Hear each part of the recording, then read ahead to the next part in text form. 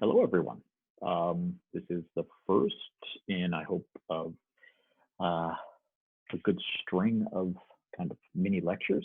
Um, we have students in this class stretched out all over from England to, I think, the West Coast. So trying to do everything at one time seemed like a difficult thing. I hope you're all safe and sound. I hope everything's going okay. Uh, sorry that the semester got cut so short. Um, but hopefully we can make the best of it. So what these videos are going to be like is just a little bit of what would have been covered in class. There isn't any give and take at in this juncture, but hopefully we can set up some small groups to talk about the other reading and any questions you might have, and that information will be coming fairly soon, definitely before the end of this week. Speaking of the end of the week, that is when people who were assigned to have a presentation should have them sent to me. That would be really helpful, and then we can structure some discussion groups around those presentations on Sakai. Sakai is going to be a big part of this. This isn't on Sakai because it seemed like an easier way to go with a YouTube channel.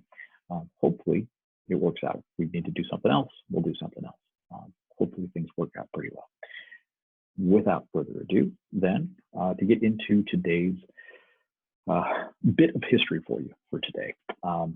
Where we left off was talking about imperialism and the United States and its expansion across the globe, mostly into the Pacific, definitely into Latin America and South America.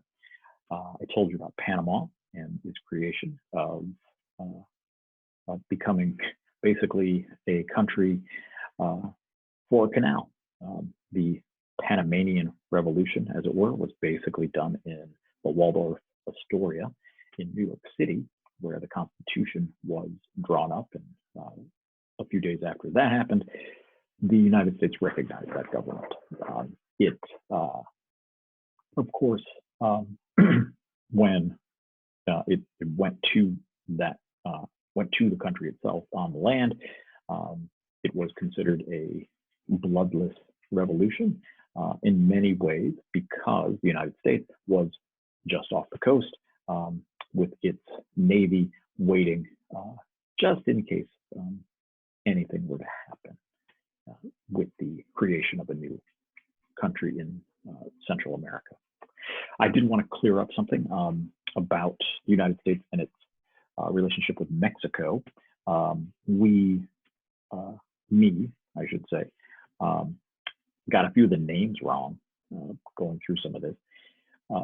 There was a president of Mexico by the name of Porfirio Diaz, who was very much driven to modernize Mexico as much as he could, but not in a very democratic style. In 1910, the Mexican people revolted against Diaz and ended his regime.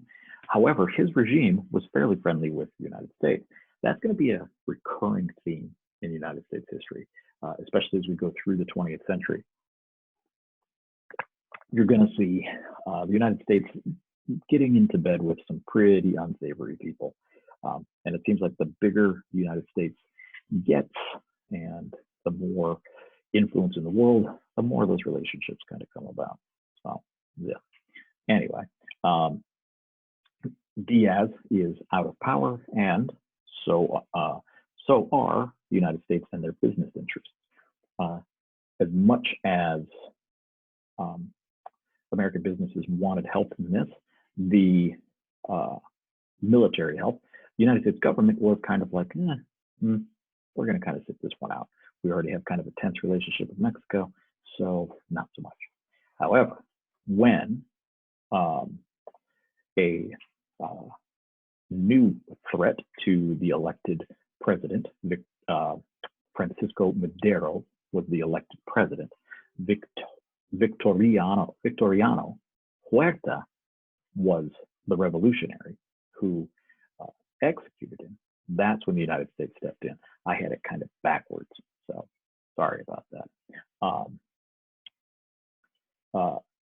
Wilson, who was president at the time, President Woodrow Wilson, the first and, to my knowledge, only only historian with a PhD to be president, by the way. So we got that going for us.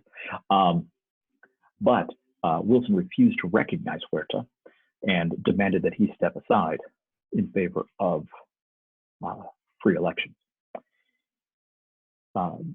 It all kind of comes to a head when the Mexican government arrests American sailors in Tampico in 1914.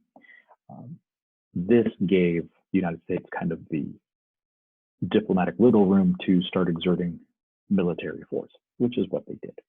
And Wilson invaded Veracruz, and he said it was not just to rescue American soldiers, but also to prevent Germans from arming the Mexican revolutionaries. With U.S.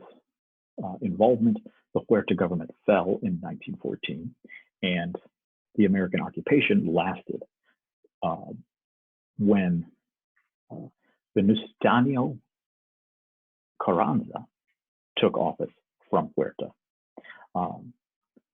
Wilson and the American government supported the Carranza government, and it really upset one of his more revolutionary rivals, the famed Pancho Villa. Pancho Villa, as you might recall from the last time I did get this right, is the person who invaded the United States, came across to New Mexico, and raided a town called Columbus, New Mexico. It made the United States very angry, and it sent one of its top generals, John Pershing, to go and capture Pancho Villa. But Pancho Villa was able to escape and never be caught by the United States military. It's interesting to note that Pershing, when he's called up to lead American forces to World War I, to go to France, a lot of people doubted whether or not he would be any good because he couldn't manage to capture a bandit across Mexico and New Mexico and such places. But it turns out trying to catch somebody going along, oops, don't move the microphone. So many people moving along in and out of borders and badlands and such like that is a lot more difficult per se than charging into the front lines of the German army, who are not trying to hide, as a matter of fact. So we talked about the creation of alliances in Europe. I mentioned the Triple Entente, which was France, England, or Great Britain, and Russia, and the Triple Alliance, which was Germany, Austria-Hungary, and at the time, Italy. That's going to change when the war actually comes about. However, just looking down at my notes for a sec. The big thing to mention is, and that I mentioned last time, was that the United States, got to keep an eye on my timer too. Sorry about that. There we go.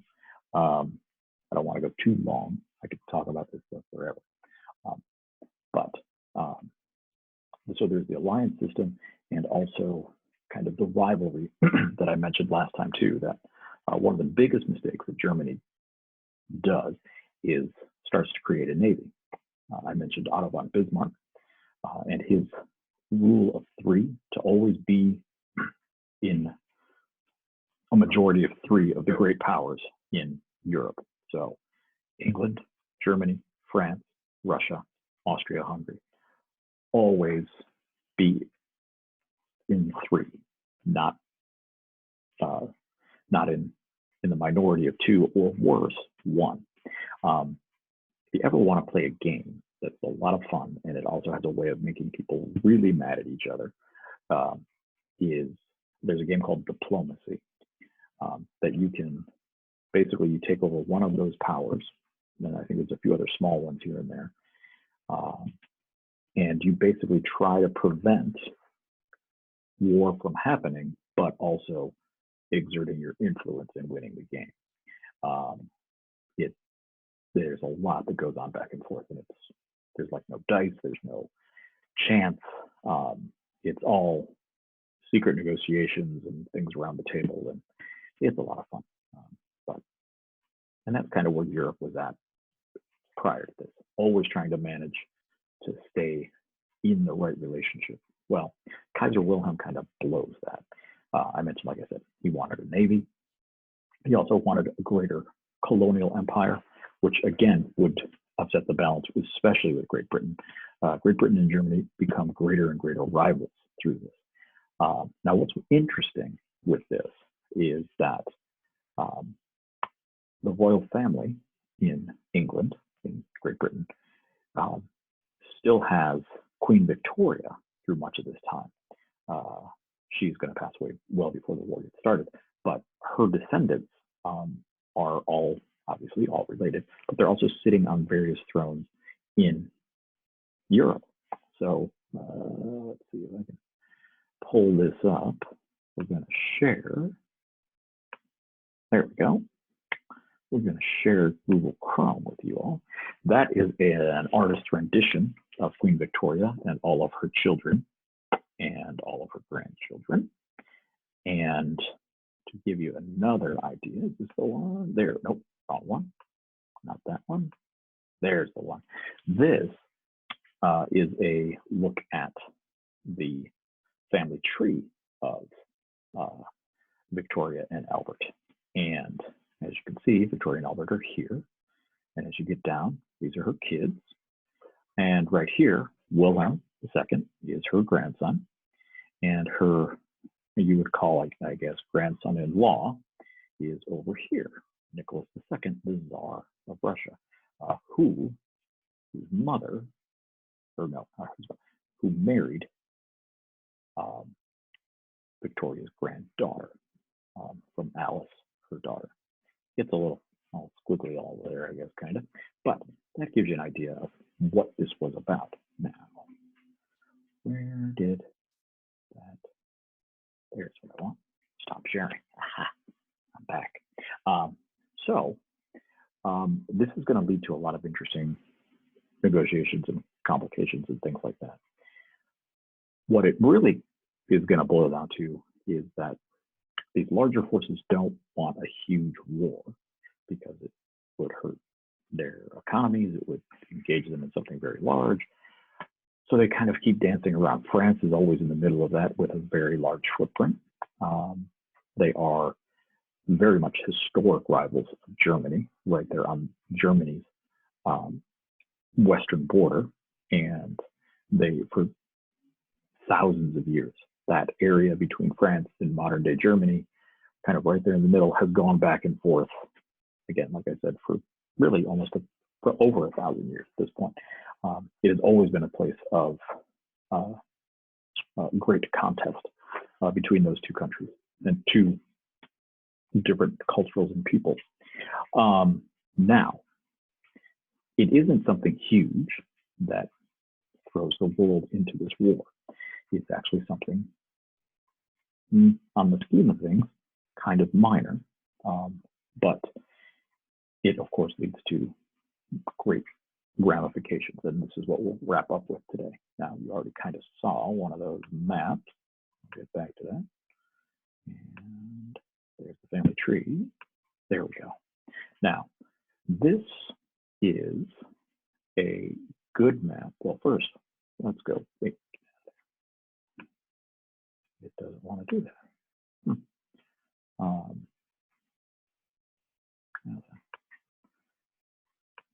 There we go. Nope.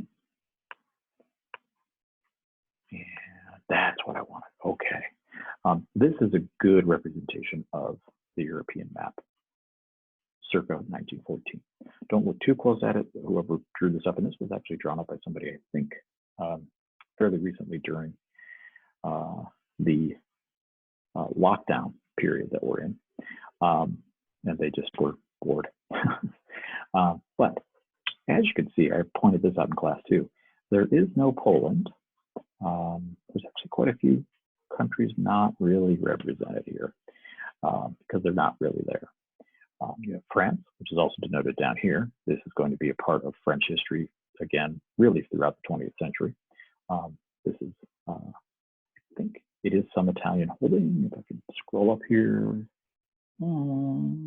No, really, but this is British Egypt, the Ottoman Empire, Spain, Portugal, and the Austro-Hungarian Empire, which basically has control over much of this area.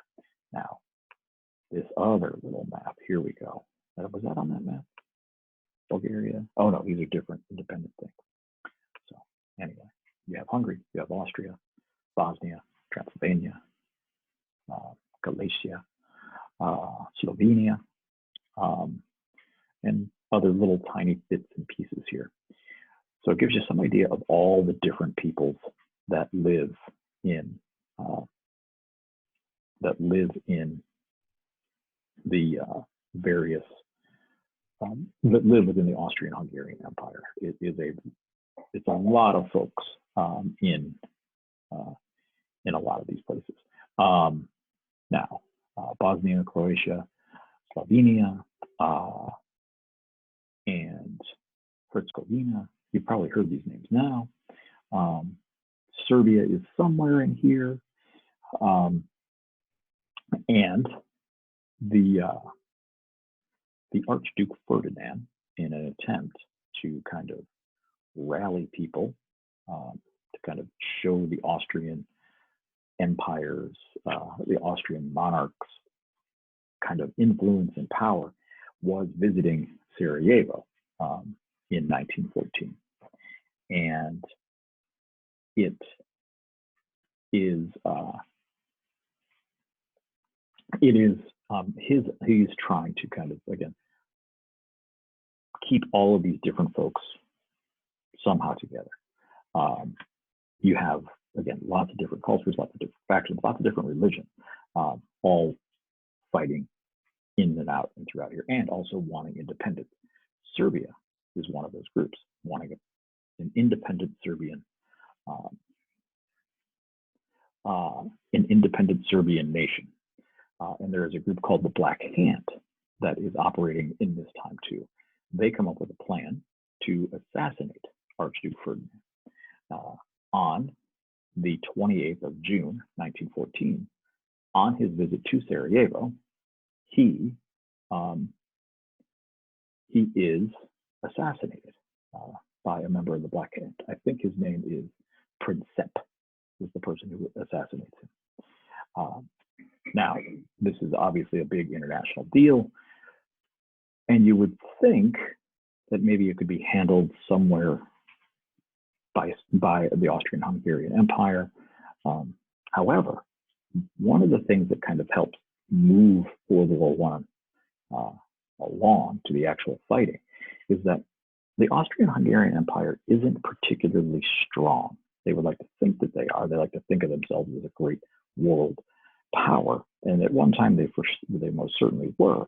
However, in order to exert their influence and come down hard on the Serbians, which is what they want to do, they know that they're going to need help, and they reach out to their let's see if we can get back to that. There we go. They reach out to their historic ally, the Germans, and Germany. And Wilhelm unabashedly backs the Austrian-Hungarian Empire in whatever they want to do as far as punishing Serbia. Now, what